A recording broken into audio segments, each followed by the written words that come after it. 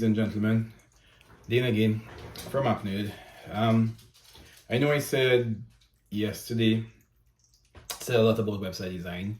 I have a bit more I would like to speak on about that, but I'm going to space out the web design topics a little bit because I know I've had a lot of clients ask me a bunch of questions about website designing, their content and information, etc. So I'll touch on that on another video.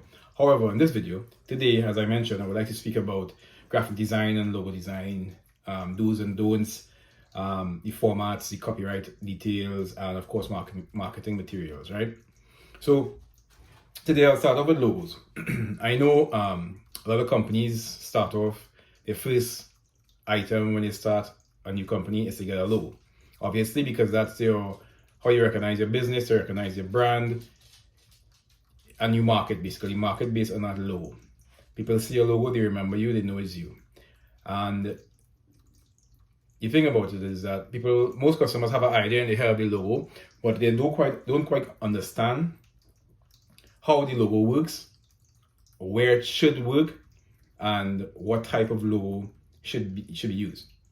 With that being said, when you're thinking the aspect of a logo, you need to think about where will I be using it. Don't just think, okay, I'm getting a logo, it's going to go on my business card.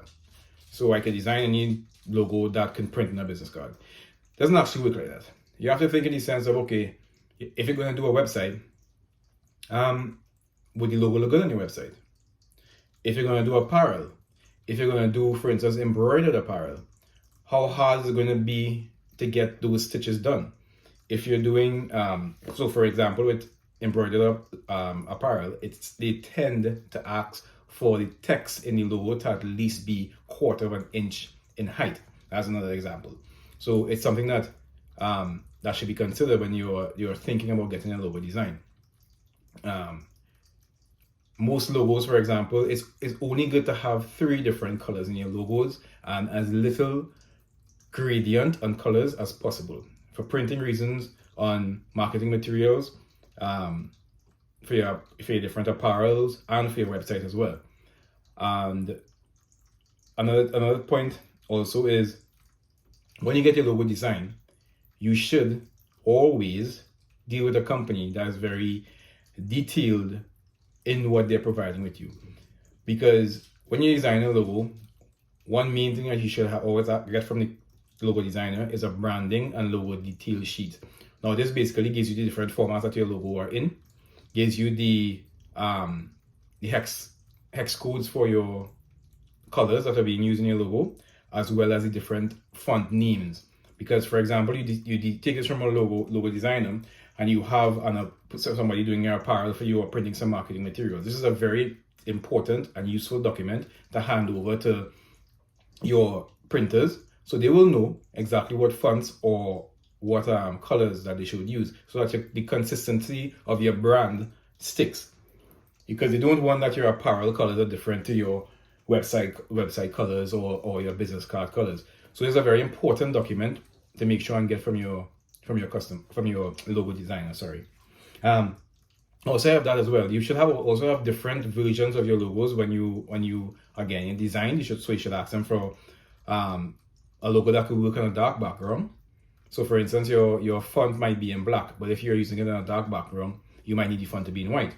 So you have to ask them for different versions of your logos to invert the colors, so to speak, so it will look better on different backgrounds. You'll also need in different versions. JPEG version is the standard version for most and any picture, or in this case logo. However, PNG, that allows for a transparent background. So it allows, for instance, when you're doing apparel, that the printer won't have to worry about trying to get the background removed, because the background is already removed and it's just the cutout of your logo that they can use on your website. And this works well for your website, apparel, or any marketing material, because you don't want to print your logo and have a white box around it. You want no background. You want it to actually fit the actual dimensions of your logo. And PDF is always a good secure file version to have your logo in, because some printers do actually ask for PDF, and of course the source file.